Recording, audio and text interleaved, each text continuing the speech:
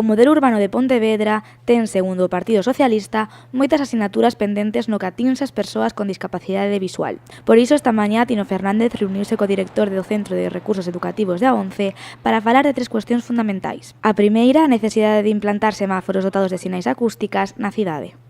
Estamos falando de mellorar a situación, por exemplo, dos pasos de peatóns, os pasos de peóns, con semáforos con máis semáforos sonoros, tamén mellorar o tema das vías de plataforma única, onde a veces se producen confusións e alteracións que prexudican a vida dos invidentes.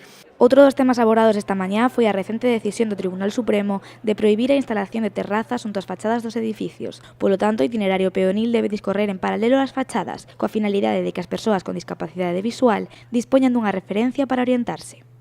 Entón, hai unha sentencia do Tribunal Supremo que establece que é ilegal poñer veladores pegados ás fachadas das casas e iso supón que temos que reflexionar sobre iso. Non é cuestión de crear alarma social, porque en Pontevedra non existe un enorme problema, pero sí que sería bo, e así lle dixemos que estábamos dispostos a establecer un diálogo fluido entre o que é a xerencia da ONCE, os representantes dos hosteleiros e o Concello para chegar a acordos que nos beneficien a todos.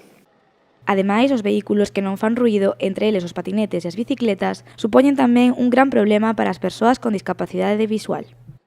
Pontevedra é unha cidade onde hai unha gran presencia de bicicletas, unha gran presencia de patinetes pola nosa estructura, precisamente, porque expulsar coches fai que cheguen as bicicletas e iso é todo un tema que hai que ordenar, que eles nos pediron que traballáramos sobre eso e que nos vamos a traballar todo o que sea posible para ver se no que queda de mandato podemos dar xa unha volta á ordenanza de mobilidade. Deste xeito, Tino Fernández comprometeuse coa ONCE en crear itinerarios máis seguros na cidade para as persoas con discapacidade e regular así o tránsito de bicicletas e patinetes.